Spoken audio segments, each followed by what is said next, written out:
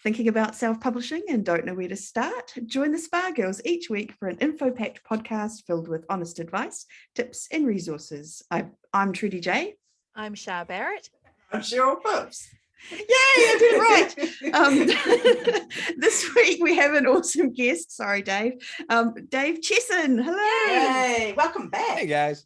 Yeah, now we were just talking about this before. This is the third time that Dave has been on the show. So if you want to pop back to episodes 266 and 107, you'll find all about keywords is the thing that we talked about the last couple of times, and all about Dave's background. I'm just going to read a quick bio and then we're going to jump right into it. We're not even going to get your background, Dave. Like we know where you are. We know who you are. We're going to keep going. Sounds good. Dive in. All right. So bio first. So he started out as a commissioned officer in the US Navy, became a nuclear engineer, served on submarines, and even as a military diplomat. But these days, when he's not sipping tea with princesses or lightsaber dueling with little Jedi, Dave Chesson is a book marketing nut. I like it. He's worked with New York Times bestselling authors on their marketing and has been a paid consultant to major publishing companies, helping with digital sales, advertisement methods, and sales page optimizations. His work in both publishing and book marketing has been featured in Forbes, Entrepreneur, Ally, Huffington Post, and Market Watch. Amazon has even recognized his book marketing strategies by officially saying that authors should gain insight from Kindlepreneur on how you can optimize marketing your books.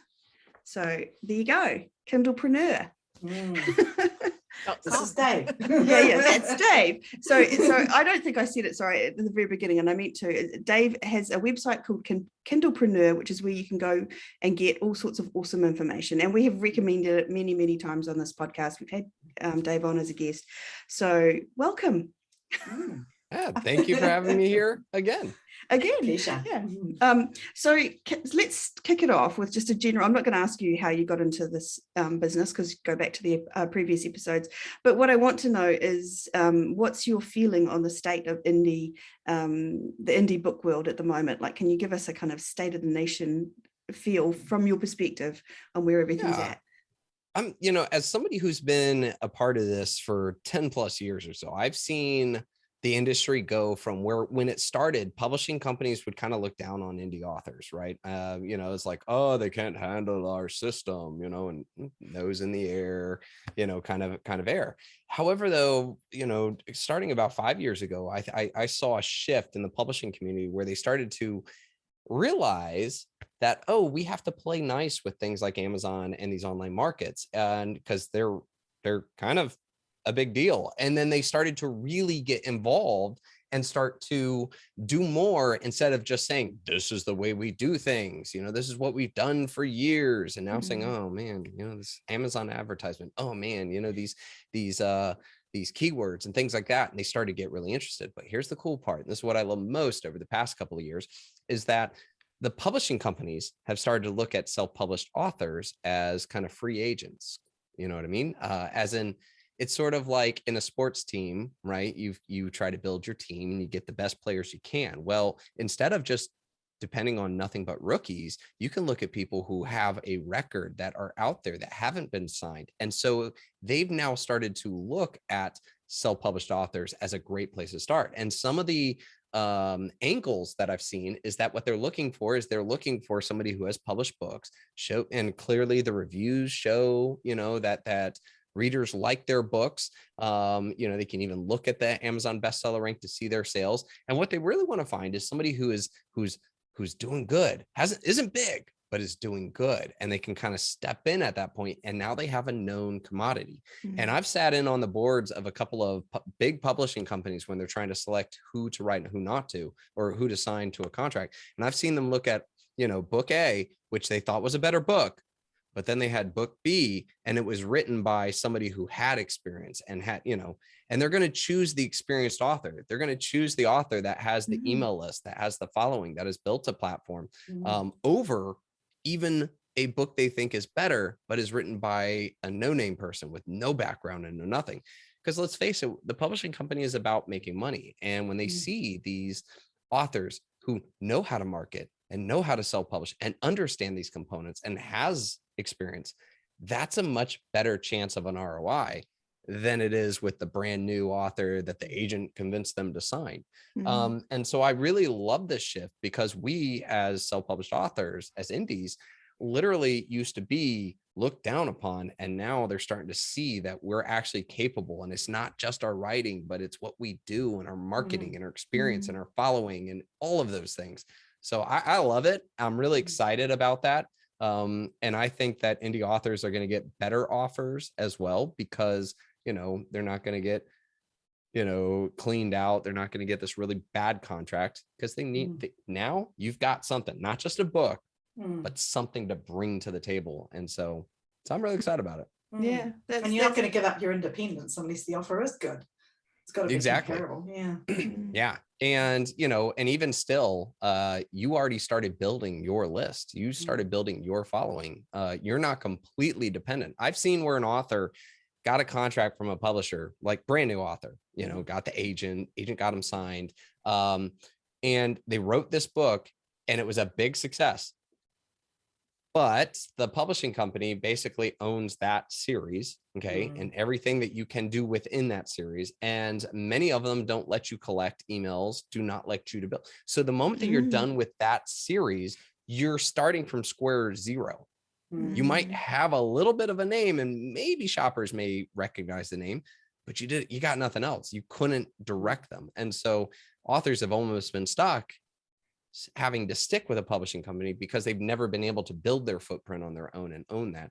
And so I would say one recommendation to people looking to sign that contract is really try to work in there that you can collect email. You know, just put a little link in there or something that directs back to your author, you know, website, collect that email. So at least when you're done with the deal and you go to make your own next series or own next book, you can take your email list with you and make that next book even better, and so forth. Yeah. Yeah. That's good advice, actually. Sense, yeah. So one of the things that we actually brought you on here to talk about is the amazing array of tools you have on your website. And we wanted to sort of break down a few of those and then talk about maybe why you decided to put them on there, and use that as kind of a framework for our discussion today. So, how did that, like, why did you decide to start doing all these different apps on the website? Like, where did that come from? You know, so originally when I built Kindlepreneur, I did it because at the time I didn't think anybody's really tackling like understanding Amazon and online markets. There was a lot of focus on the craft of writing, which is super important, but I started asking myself these questions of like, why is Amazon choosing to show that book over another? Why is it that when I do this, it does that? Hey, should I, you know, how good are verified reviews or unverified? Like I started asking these questions that is controlled by Amazon's choices. And so I got really technical with my writing, and I would constantly do these experiments. And one thing I've learned too is that, you know, most writers are not programmers. They're not, you know, Excel nerds. They do not like to operate in, you know, major Excel sheets. Now there are some out there, but majority aren't. And so if I'm going to go into these kind of technical points with graphs or Excel sheets, I was going to immediately not help my readers, because that's not a way to go. And so I started realizing maybe if I could build something, a tool, you know, that just makes it easier. And so I really got in, I'm not a programmer myself, but I really got into investing in a software development company. I've actually spent a lot of time over the past 6 years or so studying the business of software, so that I could then say, hey, boy, wouldn't it be nice if, and then turn that statement into something real. And so a lot of the tools, you know, that are on Kindlepreneur were exactly that. Like, oh my goodness, like this is crazy. I wish I could. So like, for example, the first one I ever created was the free Kindle calculator. And basically what it is that you can put in the Amazon bestseller rank of either a book or a ebook. Okay. And it will tell you roughly how many sales that day the book made. And I originally did this because a lot of authors were having to do calculations or go to graphs and follow lines to try to figure out, okay, it says 76,000. So follow the line down here. And I was like, wouldn't it be nice if I could just put in the number and it pumps out something that helps? And so that was the first tool I ever created, was that, because I mean, that was kind of simple. Like, I could develop the the logarithmic scale and pump it in and bam, right there. So much easier. So that was the first tool. The second tool I built was the book description generator. And so interesting enough, like way back when, it wasn't well known by authors or self-published authors that you could do HTML coding in your book description and that you could start to make words bigger or smaller, bold, italics, you could make bullet points, and Amazon did nothing to help you. There was no guidance, there were no buttons, nothing. So most authors would put in a giant block of text and it sucked. But so then I'd write an article. Oh, well, here's how to do HTML coding. You got to put the brackets, this. Oh, don't forget to close it, because if you do, the entire thing goes haywire. That just stinks. So I thought, man, wouldn't it be nice if I could create something where you just put your book description in it, highlight something, click a button and make it look the way you want, and then verify that, okay, perfect. I like the way my book description looks. I like the spacing. I like that this is bold. Ooh, these bullet points are great. And then when you're happy, copy the code, just click a button, copy it, and then paste it into KDP. And this was really cool because I published books and I made a mistake in my coding back in the day. And it was like all bold, or it was all H, way back when they allowed H1, but H1, because I forgot to close the tag. And again, it just made it so much easier for people to do that. Right. So that was the big goal with it. And that one's been interesting because since building that tool, Amazon has made a couple of things. And truth be told is, I'll tell you guys a little secret. There's other coding that is out there, but I think Amazon's going to shut it down, and they say they don't allow it. So what I did was, when I built that tool, that book description generator, I made it that everything there is absolutely compliant with Amazon. So that was one thing. So that Amazon will never shut you down because you ended up putting something in there that shouldn't. Okay. The second thing is that there's a thing called CSS, and CSS is what makes words on a page look the way they do. Well, on my website, Kindlepreneur, CSS is different than what on Amazon is. So I actually coded Amazon CSS into the tool so that when you're looking at the word or the bold, it's going to be the exact bold, the exact size, the exact font that you would see in Amazon. So that was just one of those two things that we really strive to do, is when you see it on Kindlepreneur's book description generator, you'll know that when it's published, it will look like that on Amazon.com. So again, it was just one of those tools where it's like, man, wouldn't it be nice if I could just click a button, make it look cool. And the cool thing is, it's kind of like, so you could kind of teach people how to do HTML, or you could teach them kind of how to figure things, but actually it's just so much easier just to have a tool. I don't want to necessarily know how to do HTML text, but I highlight, click, highlight, click. I like it. Click, copy, paste, done. So much better. And the best thing is it's free. I was going to say, I was just going to point out that's free. So no, don't even need to sign up for anything for that. So you can just, we have so many authors use that constantly. And again, it's because we include the CSS, because it is absolutely compliant. So you can safe in the knowledge that there's someone knows what they're doing, taking care of the background. Exactly. So you got a few other free apps on there. Can you talk about those ones? So there's a couple that, are, I would say, more straightforward. Like, for example, we created a QR code generator. And there's a lot of times where it's like, for example, in your physical book, using a QR code in the book is so much easier. Every one of our smartphones now has a QR code reader on its camera. So if I'm in a physical book and somebody's like, oh, go to my author page, well, instead of some really long URL, you could just put a QR code for me to just look at, snap, and then it takes me right on my phone to the page you want. It's also really good to put on your business card. If say you want to say, go here to download my advanced review copy or a free copy of my, such and such, they can just click the code and bam, sends them right to download. And this is just one of those things I think that's really neat. But the thing about the QR code generator is, the reason why I build it was there's a couple of free QR code generators out there, and mine is free for one, yes.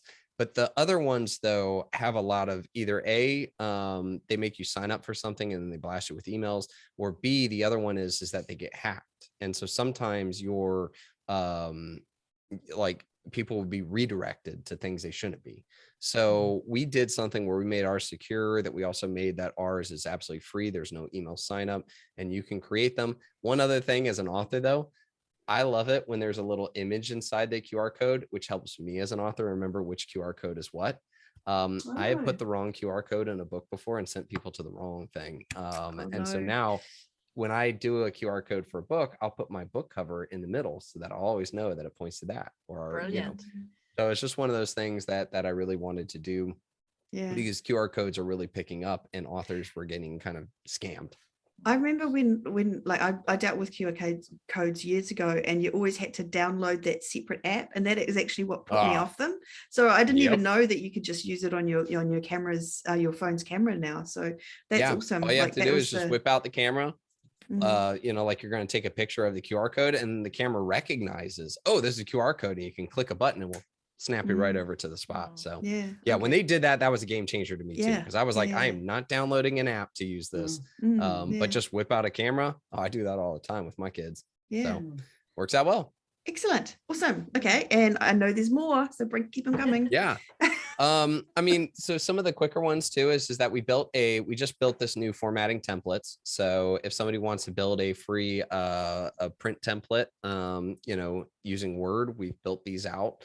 Another one that we have too is the barcode generator. So if you need to generate a barcode for the back of your book, you can use this free generator and we'll create that barcode. So then you can add it to your, the back of your book cover automatically. And it calculates the right numbers based off the price and everything like that. Also has international too. So you can do that as well. And then finally, the biggest one, or I wouldn't say the biggest one. Oh, is it the hashtag generator? Yeah. No. Oh my gosh. Okay. No, then. All right. Well, my personal favorite was because of so I suck at social media. I'm going to throw it out there. I know that I'm like a big book marketer, but I'm going to use me as sucking at social media to prove to authors that you don't have to be great at everything. And you don't have to be social media. Now, that being said, as I tell authors, like one of my biggest recommendation when it comes to book marketing, because there's like 1,000 different ways, to market a book, is don't try to be everything. Okay. You don't have to, but be really good at some things. So if social media, if Facebook, TikTok, whatever it is, if that's the thing you want to do, dig into it and be really good at that. You will see much better ROI. But I'll be living proof of you don't have to be good at social media. If that's not your jam, then don't force that square peg through the round hole. That being said, though, is I still love social media. I just have never been good at it. And one of the biggest holdups I've had is hashtags. I've just always sucked at them. Like here I am, and I'm like meeting up with like Ted Decker or something, right? And love his books. I'm working with him on a project. I want to tweet about it, or Instagram or whatever. Well, I just take the picture and I post it because I don't know which hashtag to do. And that's it. And it gets like 5 likes. Well, it's Ted Decker. It's a big deal. Or, I'm with Orson Scott Card, it's whatever. Or I'm in the middle of writing my book and I'm having a crisis on how to kill off a character. I'd love to talk about these things. I just don't know how to connect because I don't know the hashtags. So I got my team together. It's like, we need to fix this because I don't know how to do this. And truth be told is there are hundreds of thousands of hashtags one can choose. So how do you make it easier for an author to quickly access hashtags that fit for the situation they're in that will help them to build that tweet so that more people find it? And so we built this free hashtag generator. And what you do is you basically select which platform you're on, whether it's TikTok, Instagram, Twitter. And then from there, you select what situation you're in. Are you currently writing a book? Did you just finish a book? Are you looking to market? Are you looking to talk to other authors, or are you finding readers? And then when you select that, all of a sudden it will produce a list of the most popular hashtags for that situation. And then you can just click, copy them and paste them right into your tweet so that now all of a sudden you're not just having to come up with them or think of them or memorize them. You can just pop them in and get a lot more reach. And since then, I've done a lot better. So again, it was just one of those situations where I was just like, man, wouldn't it be nice if? And so I got my programming team together and we created that free tool. So it was cool. Does it have That's- genre hashtags? It does, yes. Cool. So genre is another one. But the key to this one is that what I did was I found the most popular, like, and there's a large list of them, but you can also help to narrow it down. We didn't go after some of the niche. And so the reason for that is that if we did it, all of a sudden the app would balloon out and it wouldn't be easy to find things quickly. So if you're, say, like, for example, if you're in fantasy, okay, and you're a lit RPG, writer, lit RPG is listed as one of the genre ones, but cultivation, wuxia, or some of the other sub categories of lit RPG that could be out there, it won't have that. But if you're a lit RPG writer, I feel like you probably know those kind of components. You can maybe add them.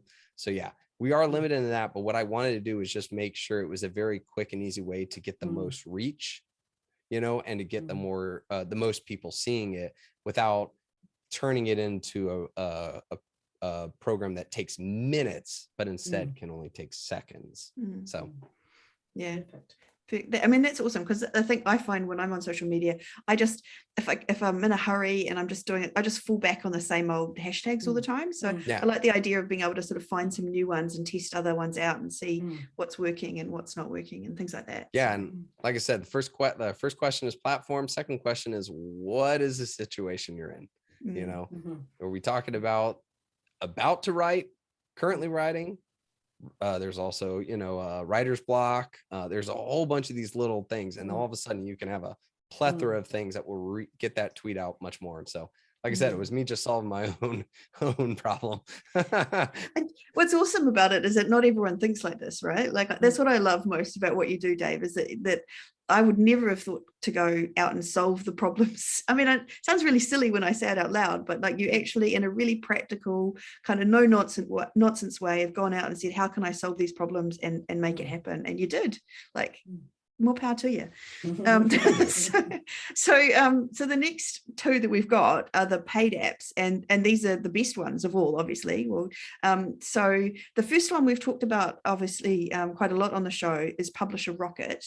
So do you want to just talk a little bit about that and explain what people can use that one for? And then we're going to go on to the next one, which is the most exciting. So Publisher Rocket was my first big software that I made. And the reason for it is that, back in the day, publishing companies, the big publishers, had the data. They knew, what was selling. They knew how much other books were making. They knew all the categories that Amazon had. They were taking advantage of all that information to help their books. We self-publishers didn't have that. And so I created, like, this again was one of those times where I created these giant Excel sheets and all these things you could do and calculations you could make so that you could make those choices. And well, that kind of sucks. So, I was like, well, wouldn't it be nice if we could have something that helped even the playing field, that gave us authors, the right keywords and the knowledge that these phrases would help get our book in front of more shoppers, or that I could have access to all of Amazon's categories and know which ones are the best to get bestseller ranking. If I could have these kind of tools. And so basically that was Publisher Rocket in a nutshell. And through it, authors can find, great keywords. They can check the competition. They can learn how much other books are making.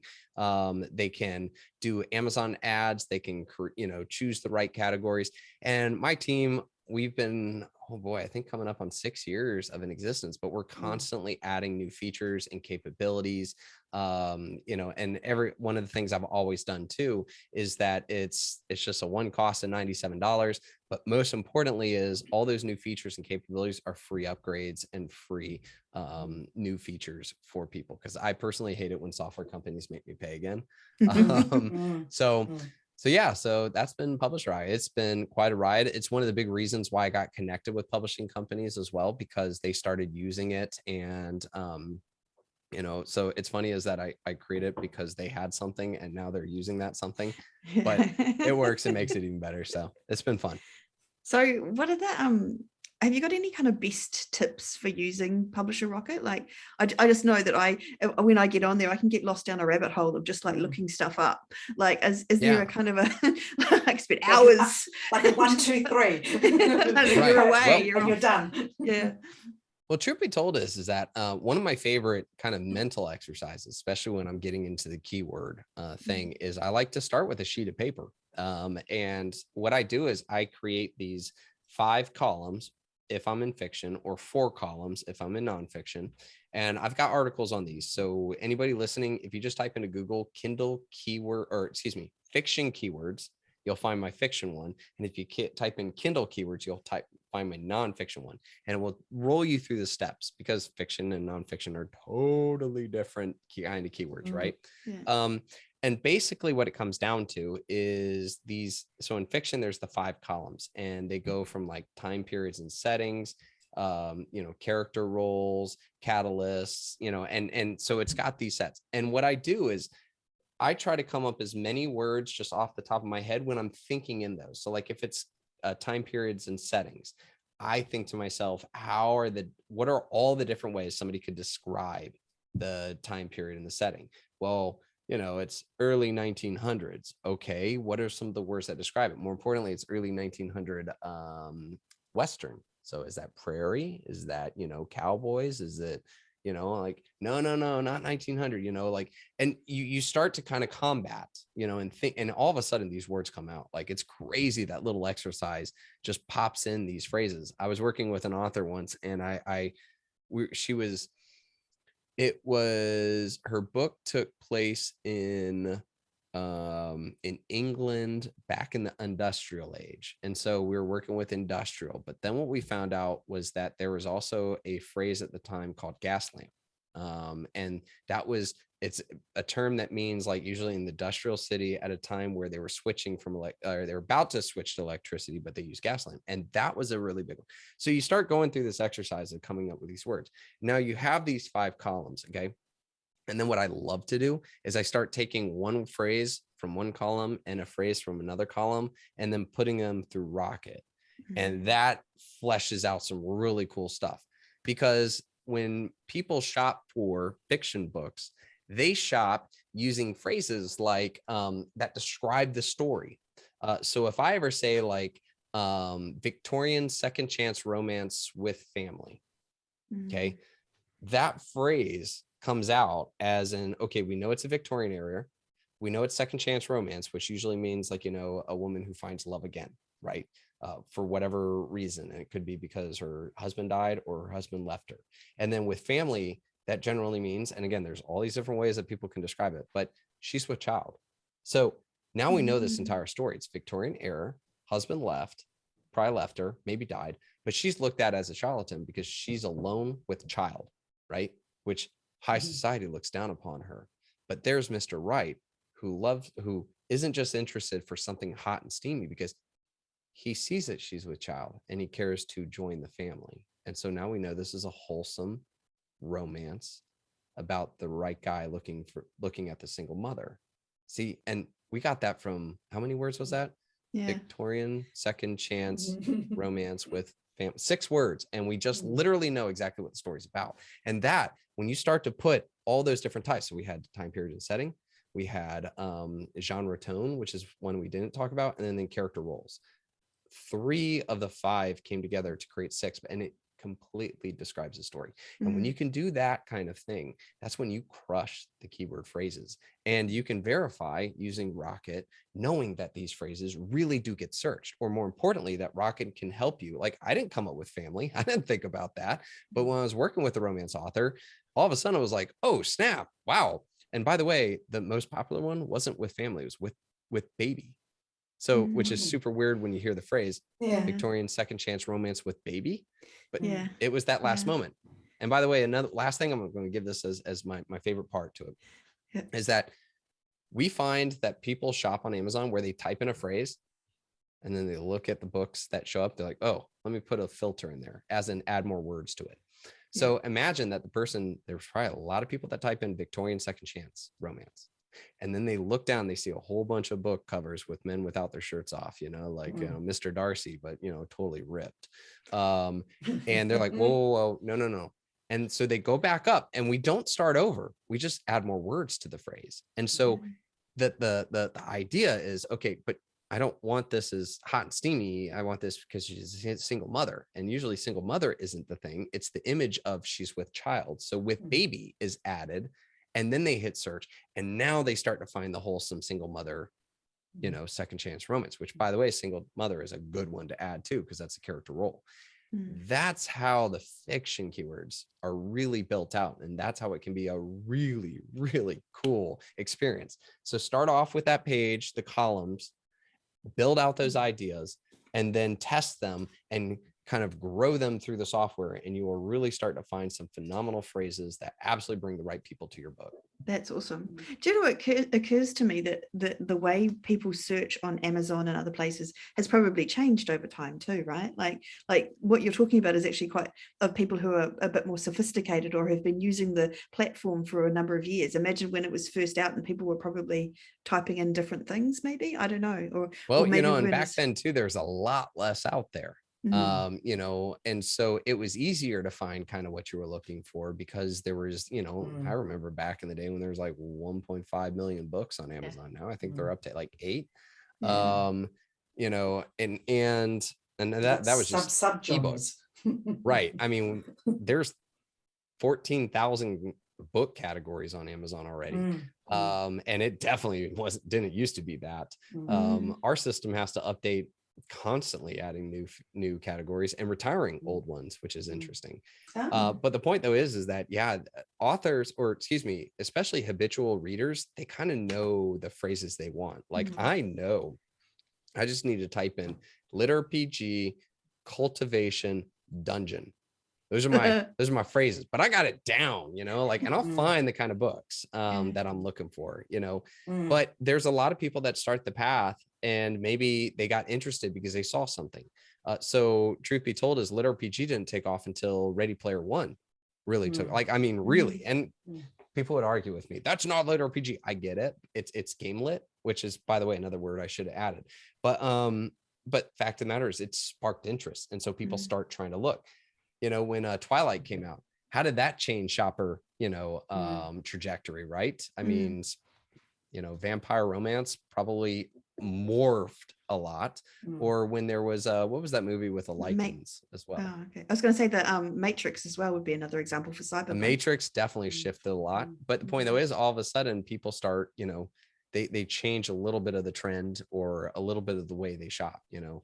Instead of saying werewolf, people will definitely type in lichen, because that is totally a word that they could use. So, you know, and it's also a really good one, to tell you the truth. So if you have any werewolves in yours, try lichen. It might actually might give you that edge. Little tip.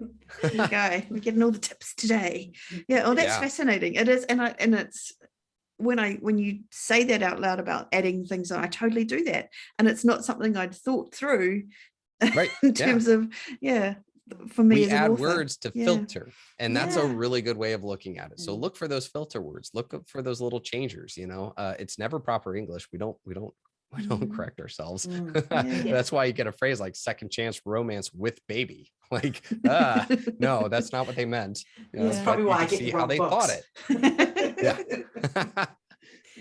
Okay, so that all of that is what you can do inside Publisher Rocket, which is awesome. Is there anything else you want to add about it, that Publisher Rocket, or should we move on? Shall we move on to the the latest baby in the fold? I don't know how to say that now. I've got babies on my brain. Which is so it's ATTICUS, and you can find it at atticus.io. This has been something I've wanted since 2007. So let's talk about what ATTICUS is, and then I'm going to tell you about what ATTICUS will be. So in truth, I started the idea of ATTICUS by asking myself exactly what is book writing software. Okay. Because, you know, people would say, well, best book writing software is Word. And I'm like, but that's not everything to writing a book. That's about writing, and that's good. Truth be told, is the process of writing book really comes from planning, you know, and plotting, writing, collaborating with your editor and all the other people you collaborate with, and then formatting it into a book. That is actually what writing a book is. Okay. You can have, there's other things that people add, from analytics and gamification to habit tracking, or all those other things. Sure. But at the core of it, it really comes down to, and maybe we can even streamline it, 3 things: writing, collaborating, formatting. Okay. And we authors have so many different softwares that we have to use in order to really do the production of a book. We have to switch from a plotting to then a writing. Then we have to sometimes switch to something else just to collaborate and go back and forth with an editor. And then finally, we have to switch to something else to format.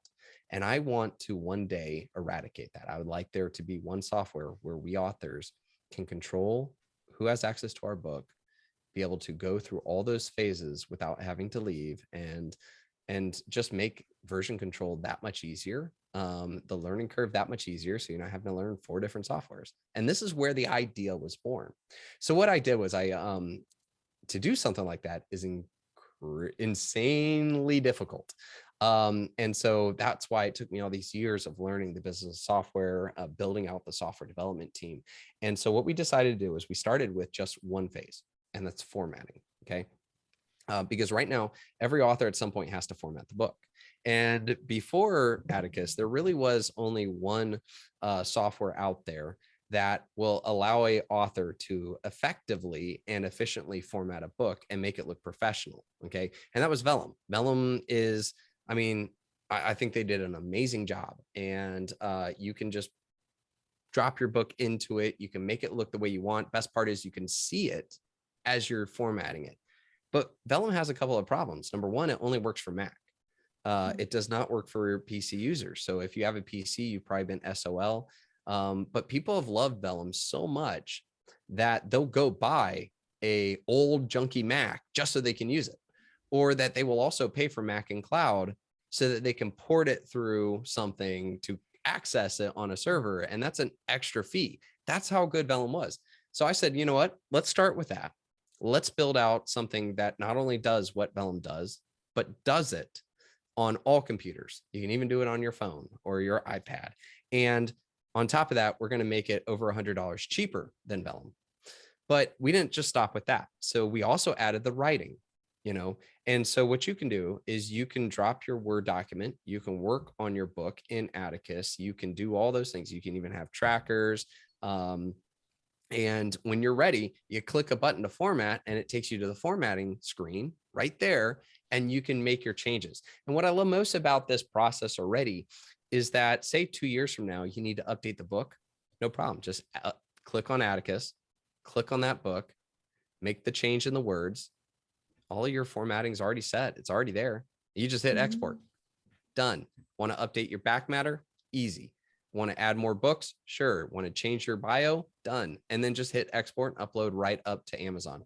And so it's been a really awesome process. Our next phase is going to be adding collaboration. I think this is where it really changes kind of the game for authors, is that when we have the collaboration come out, and by the way, we designed it with all of this in mind. So we did the architecture already. It's prepared for it. We just need to kind of build the engine inside of it.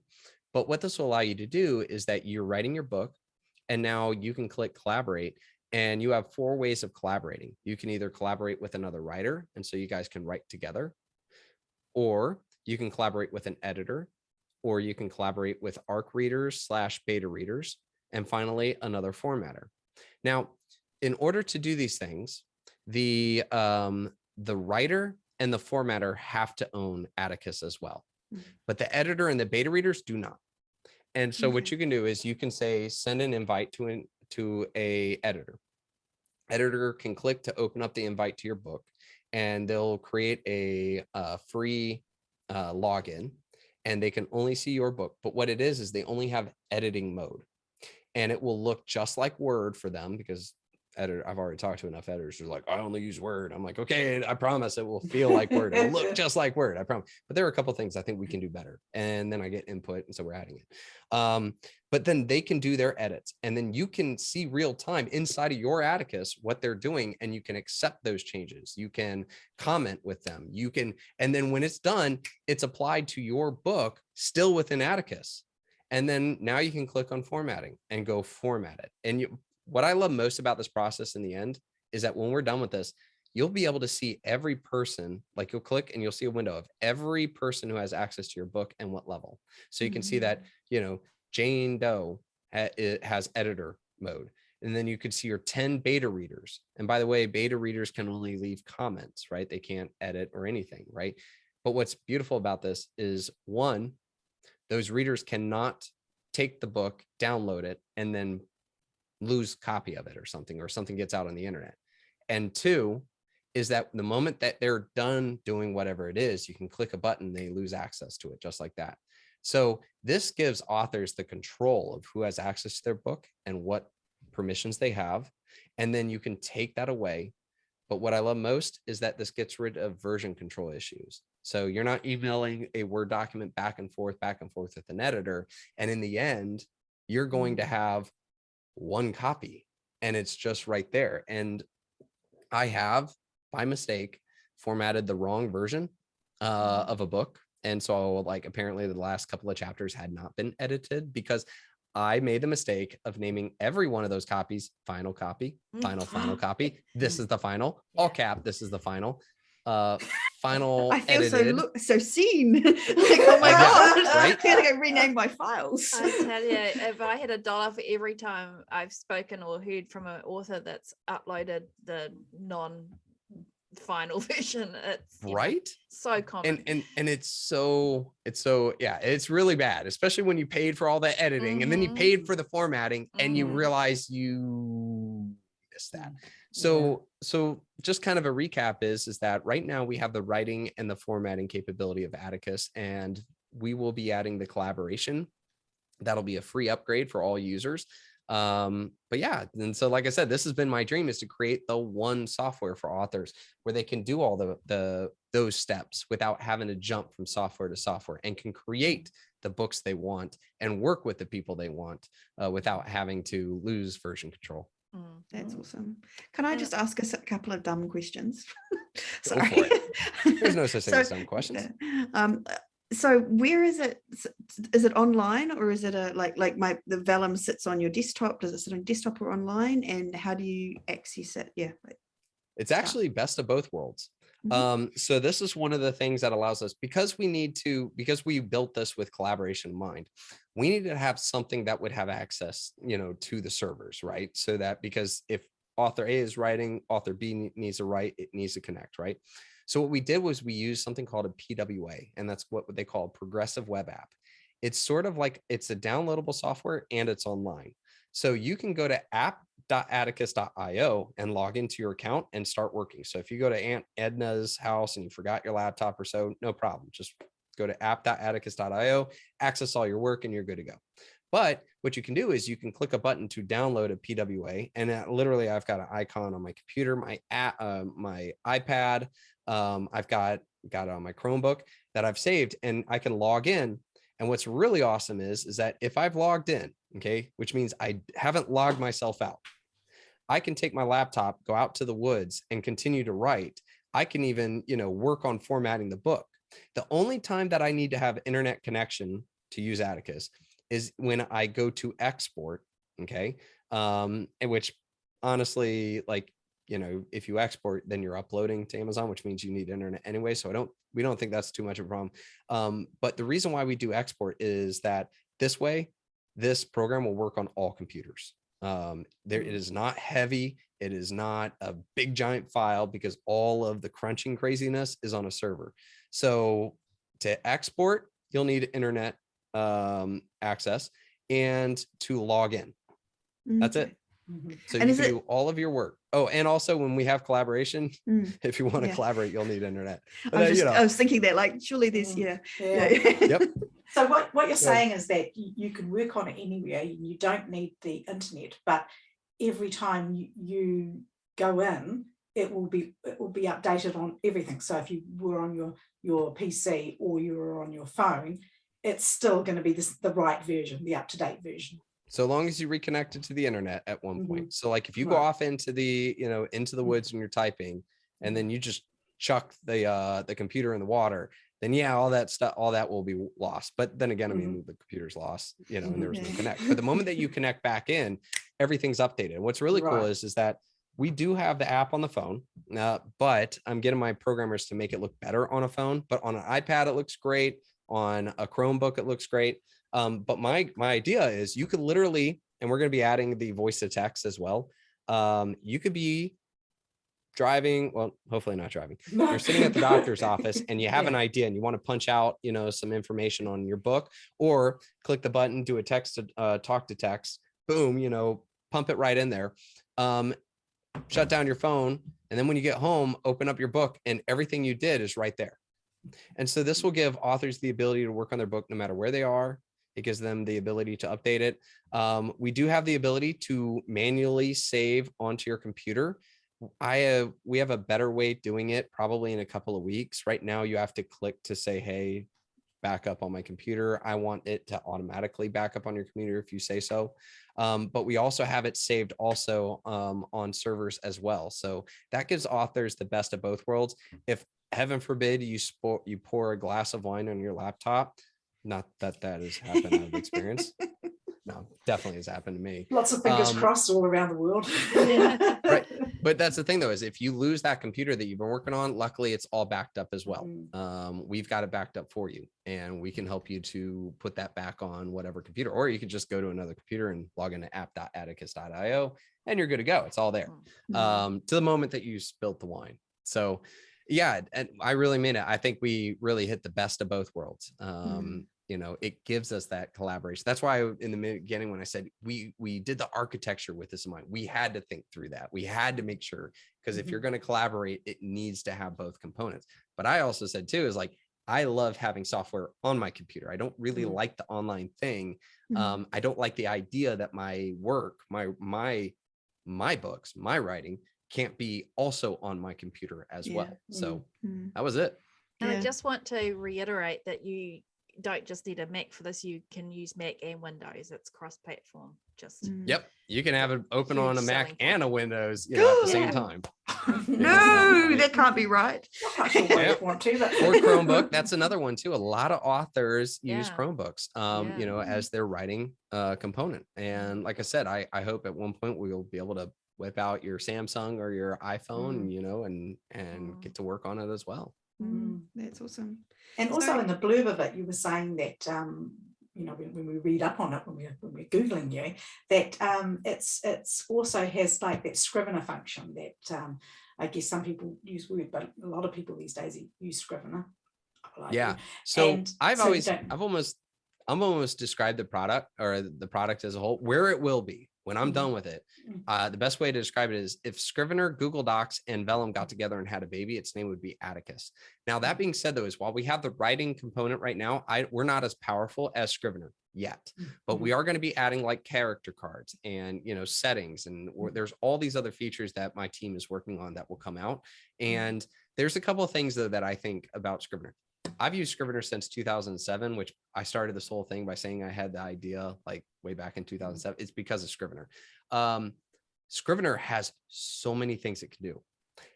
It's also ridiculously complicated. And like you can just open it up and get writing. You could do that. But a lot of authors would be like, oh, there's so many things it can do. Let me go get a course. And so a lot of authors will end up spending more than what the software costs in order to learn how to use it. And one of the reasons why I think it's so difficult is because they hide so many features. For example, they use icons to signify things, where then I have to memorize what that icon is and they're not typical. Or I have to go up to the top and hover over something, scroll down, hover over something, scroll down, hover over something to get to that one feature that I want. And so actually when I design software, my programming team, they laugh about it, but I have two phrases I use. One's called the click, and the other's called the brain calories. And I am constantly just banging this over my team's head. If I have to click twice to get to something that's important, it's too much. Okay. Like it needs at least just one click, and then I better be able to access it. If I have to click again to go find it, nope, redesign it. And I think that's one of the things that Scrivener's kind of failed at a little bit. That's made it feel difficult when it shouldn't. The second thing is what I call the brain calories. If I have to think just an extra second, or if I have to memorize something in order to use it, you've made me use way too many brain calories. So that's why they're like, oh, but these icons look beautiful. I was like, I don't know what that is. Do you? Well, yeah, I know. No. I mean, new person, do they know what it is? And so we make it. It's like, well, then let me just at least, if you have to have that icon, then if I hover over it, have the name show up. Then I'll have to memorize. Right now I know what it is. And it's just those kind of things that I think we can make it that much easier. So we're not yet as powerful as Scrivener, but a lot of the core functionality that authors use is already there. I think it's a lot more intuitive and straightforward. We will be adding more, but we're going to make sure it's easy to use. And like I said, that's what I'm going to combat against Scrivener. Yeah. I mean, I've been using Scrivener for a long time, and I don't want to diss them or anything, but I because it has been an awesome platform to use. But I don't use any of those extra features. I go in, I create my chapters, and I write in it. And I love being able to, but like you talk about, I wouldn't even know, like, what are these other features? Like, then that's it. I love to lay out my chapters. I like to rearrange them. I like to, the one thing that, and by the way, we do all that. The one thing though, that I use a lot on Scrivener that we don't have yet on ATTICUS, and a keyword is yet, is I love the research component. So I can start adding things in research. I also love building character cards, but I don't think they do it well enough. I would like to build something that's, and this is where it's, wouldn't it be nice is that, I can build these character cards where I have the image and I have the key parts to the character. And what's going to be, what I want to do is that if I've told the program, hey, this guy's name is Kassoon, or Michael, then when I write in the word Michael, it's going to sense that, and that will at least tag the character so I can access that card without having to tell it to add the card. See what I'm saying? So that it can intuitively start to put these things together to give me just quicker access. Like there's just these things that I personally am like, wouldn't it be nice if? But again, like I said, there's a lot of opportunity, and I have faith. I have faith in you that you. Yes. Make sure you have the character cards. So if somebody buys it now, Dave, what are they paying for it, and will they get the upgrades to when that kind of thing rolls out? Yeah. So ATTICUS is $147. That's it. There's no subscription. And that was a big thing because just for the formatting of Vellum, it's $249.99, right? For unlimited book and ebook. So we're already over $100 cheaper than them. And every feature that we've talked about, all these things that we're working on, there are free upgrades for users. So you don't have to come back and pay. And like I said, it won't be a subscription because I hate subscriptions. And also as an author, I don't think I'd want to write on something where I have to pay monthly, because there's always that, well, what if I don't pay you? So yeah, that's cool. My other question is somebody that's not familiar with it at all. I've got it, so I am, but I just approaching it from that angle is, say they want to go back to the good old fashioned Word. Can they download their book into a format, Yes, they can. So you can download a Word document. Okay. So maybe you've been working on it using ATTICUS. And then it's time that your editor is like, nope, I only use Word. You can click a button, export to Word, and then send back and forth. And then you can re-upload into ATTICUS as well. So just drag and drop. We also have it too, that you can drag and drop multiple Word documents into the same one as well. That was something that we didn't have about a month ago, but we do now. So yeah, and then that would be good for doing box sets and things like that. Yes, exactly. Or the other thing too is a lot of authors created Kindle Vella. They did the Vellas, and then they want to package it as a book now that it's done. So you can just drop all the Vella chapters or Vella booklets, if you will, and pop out a formatted book. Nice. So when did ATTICUS, when was it launched, and how's that been going? Like, has it been a learning curve? Yeah, so we launched ATTICUS. Well, this is funny. We launched it just over a year ago, but it was supposed to be a secret launch, and it was not secret, and it blew up in my face. It was one of those things where what we thought was we'd been testing it with our betas, right? And the betas had given us a whole bunch, but the problem with writing is there's so many different things that writers do. Like, for example, we once had a writer whose book broke. Like, of course, we fixed it, but because they were writing about a programmer, and then they put program language into our program, and the program was like, nope, nope, can't do this. Right, cannot function. Now everything got taken care of, but we were like, how was I supposed, so it's just all those little things, right, that come out. So anyways, we're like, all right, we got a course, so let's go ahead and get more, right? And so we had a whole bunch of people on the waiting list. I think the biggest thing is that there's been so many authors that are on Windows that have always wanted a Windows for Vellum kind of thing, right? So people were just like ready to jump on it immediately. And I sent out an email to the waiting list, like, hey guys, and I've been in marketing a long time, and I should have really thought about this, but the moment you tell people, hey, this is a secret, just, like, don't make this public, is like pouring gas on the fire. And that was not what I was trying to do. But anyway, so people jumped on it and then started talking about it on Word. And we had said, like, hey, look, there's some things we're still working on. There's a lot of problems. But can you help us with testing? We offered a special price that wasn't offered at the time, just for people to help us find bugs so we can fix them, and, but a lot of people didn't get the message. And so they jumped on it. And anyways, so that was a debacle. But our team, one of the things I will say, and, if you guys have ever worked with any of my support, whether it's on Rocket or on Atticus, I have a stellar team. And it's not just people that speak English as a primary language. They are authors just like you. They do these things. They understand books and self-publishing and all the different markets. So they understand where you're coming from. And so that was one of the biggest things where people saw the hearts of our support team and our dedication. They've seen all of the things we've changed. And so we went through that. And then I think it was October of 2021 where we officially launched it. And since then, we've just been continuing to work and add more features as well as improvements. And pretty soon we're going to have some even more features. And one thing that's really cool, by the way, about this is that every time we come out with new features, you don't have to re-download something. You can click usually it will automatically input whatever the change is that we've done, or the new feature just happens. And if not, it's just Command-Shift-R or Control-Shift-R, and it will say, hey, Atticus, you got something? Yep. Okay, great. And everything's good to go.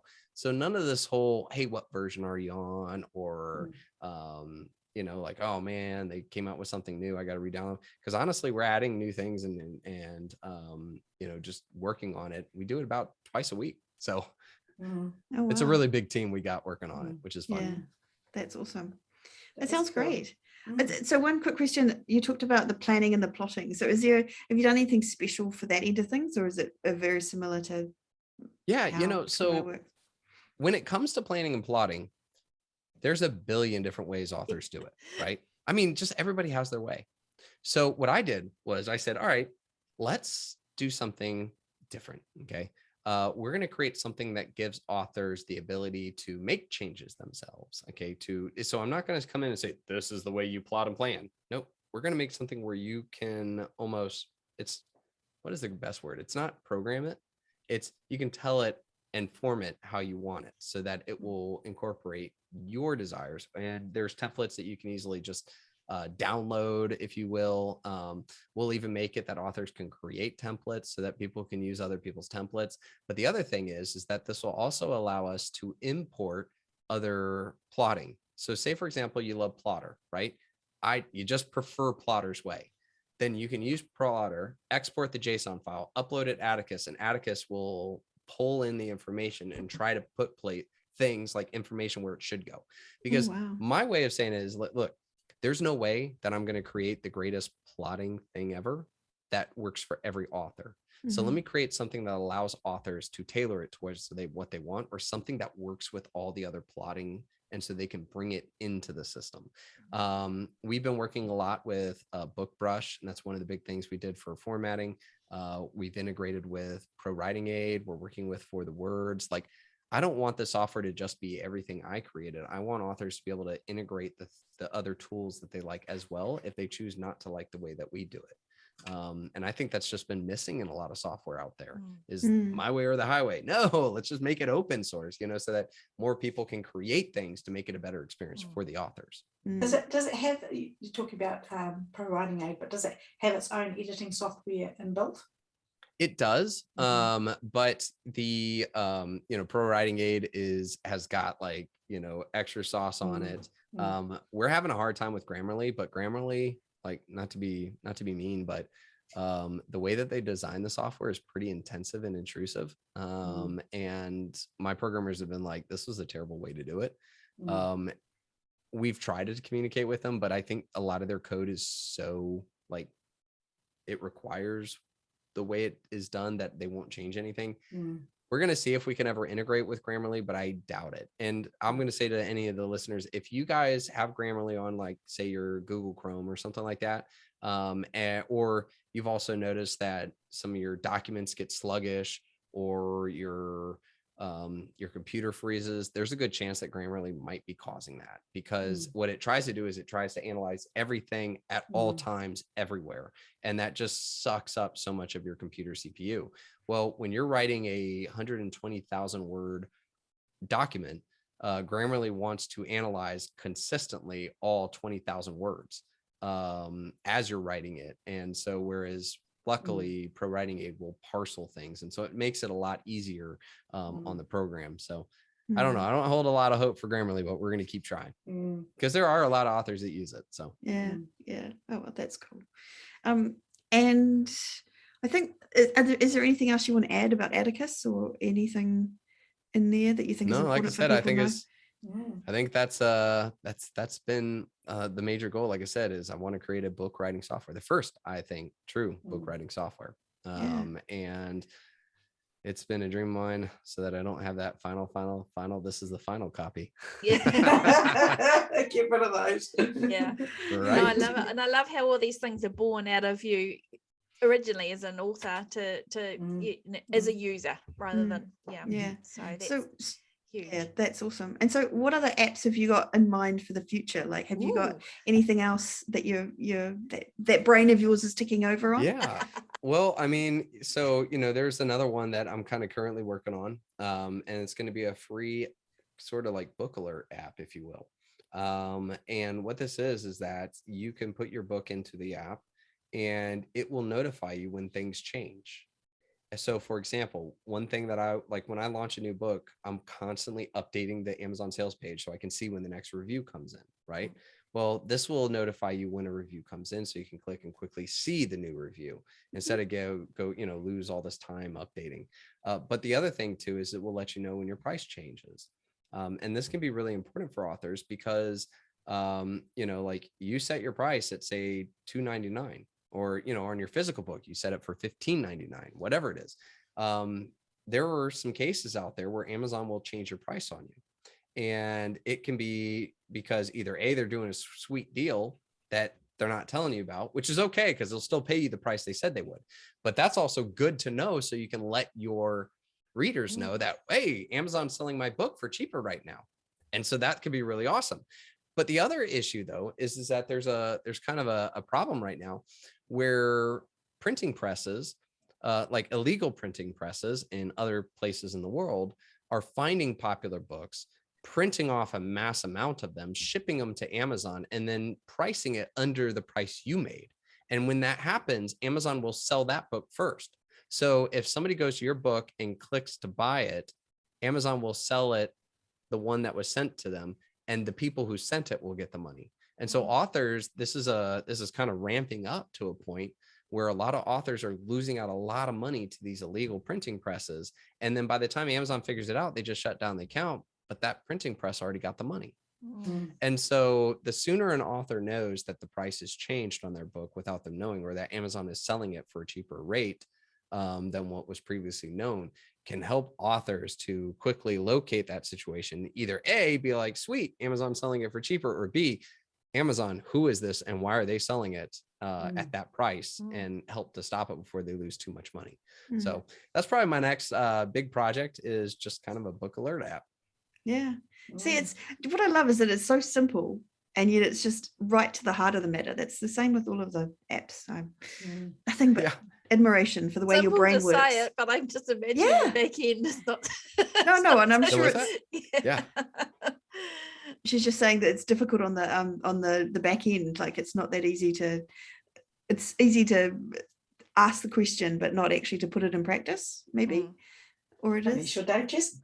And that's your Dave, yeah. Like I It's the said, duck I'm analogy. constantly Yeah. I'm constantly just going with that whole, boy, wouldn't it be nice if, like, I'm Yeah. wasting time checking for my reviews. I'm wasting time verifying that my price didn't change. Wouldn't it be nice if something would just let me know what's going on with my book on Amazon without me having to, Yeah. dig or verify or check. Yeah. And that way I can either jump on sales, I can attack illegal attacks, or I can at least know what's going on with my reviews and see when people leave them. Yeah, that's good. That's awesome. And who knows what else will be added on as we get into it. That's the fun part. now that people have heard it on the show, they might like contact you with more ideas. I don't know. Yeah. That's probably all you need right now. Yeah, I know, like sudden influx of emails from all these people going, one time.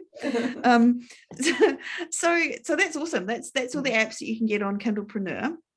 And I'm assuming that your amazing customer service team will be able to help anyone who has any more questions and things like that. But Absolutely. just to finish off the interview, like we've had some changes in Amazon and things happening around the place. So maybe just talk about what's happening with marketing or something along those lines, or on Amazon that you've noticed, anything that's going on. I don't know.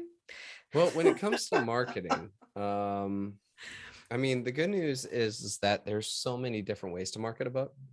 And so it's more or less, I'm going to go back to my absolute recommendation is make sure you do whatever it is really well. Okay. Don't dabble in 50 things. You're not going to get as much out of it. Really dig in. And when you dig into something, you'll be on the cusp of change. So when Amazon changes something, you'll be one of the first to know. You'll be one of the first to have intuition about it, and you'll be one of the first to really benefit from it. So like, for example, if maybe you're really getting into Amazon ads, when they shift something, you'll sense it first, and you're one of those that benefits or either, blocks it, whatever it is, quicker than anybody else. That's that next level. Whereas if you're kind of dabbling in it and you're kind of doing Facebook ads and you're kind of doing, when you kind of do all those things, you're going to have a harder time to get that better ROI. So really dig into certain components. And even when changes happens, it's almost going to benefit you more than somebody who, kind of doesn't do it. You see what I'm saying? It's, it's like the person who stays on top of the book marketing world will jump on the trend before everybody gets it and then really digs in. The people who started the book talk or TikTok, way back when it first started, I mean, those people are rolling in it, right? Yeah. The dough. But don't just kind of set one up and move on, like really understand it. And I think that when change happens, it'll actually be a benefit to you instead of a problem. I think that's such good advice. It's better to kind of dig in deep on one than try and do a little of everything. Yeah. Do you have a preference? Yeah, think of it like a skill. No, what's that? Do you have a preference, Dave? For in terms of marketing? Yeah. The thing that you most feel comfortable with is probably the best way to go about it. So like, for example, like I said, I've never been social media because I use my Facebook just to keep my family up to date on me because, I was in the military and that's what Facebook was for, was letting them know I'm still alive, and that I'm doing these things without having to call Muzzy from all the way from Korea. I just never got into it. I felt like a lot of that was ephemeral and it didn't feel right. And then when I tried to be something I wasn't, it just kind of fell flat on my face. I tried to go over to, what was that? What is Amazon's Goodreads? Way back in the day. And I didn't understand Goodreads. I didn't get in and understand the community. And boy, did I get kicked out of there quick. That can be a rough crowd, especially if you don't know what you're doing. And here was me trying to be something that didn't feel comfortable, that I didn't fully understand or enjoy. I felt that all that time was a real big loss because I tried to do something. Instead, find the thing that you truly understand. You don't have to jump on the biggest fad if you don't actually enjoy the fad. It's not necessary. So really find the thing that you connect with well. And I assure you, in the book world, like, your market exists on just about all of them. I mean, seriously, There, maybe it's a little bit more on another, but I would much rather an author focus on marketing on the thing that they understand best than to go to something they don't like, but they heard has more of their people. Do you see? Yeah. So, Totally. Because there's more authenticity, right, from the person doing it. exactly. If they can get involved with something that makes sense to them and they enjoy doing. Well, and on top of that too, they'll be more likely to do it. Yeah. They'll be more likely to dig in and learn more and want to learn more than just be on the surface level and kind of, tread water. Yeah. Exactly. That's brilliant advice. I love it. Genius. See, there you go. That in itself is gold, let alone going to your website and finding out looking at all the different apps, the totally useful apps that I'm in love with, a lot of them, especially that hashtag generator. Oh man. Right. Me too. I love that one. Awesome. Well, where is the best place to find you, Dave, if someone has some suggestions for new apps? Yeah. You can find me at kindlepreneur.com. That's like Kindle Entrepreneur, kindlepreneur.com. And then on the bottom of the website, there's a contact me page. Click that. I still answer all those emails that come in. Awesome. That's fantastic. And where can we be found, Shah? And we can be found at spargirlspodcast.com. And same thing. We welcome any comments, feedback, and topic suggestions for future discussions. That's awesome. So thank you so much for joining us in the spa today, Dave. You're for the third platinum time. Yeah, for the third time, platinum level guest, if I can get the word out. And thank you all to all our listeners today. We've enjoyed having you here with us, and we will be back again next week, same time, same place. But for now, farewell. Well, Bye. Bye.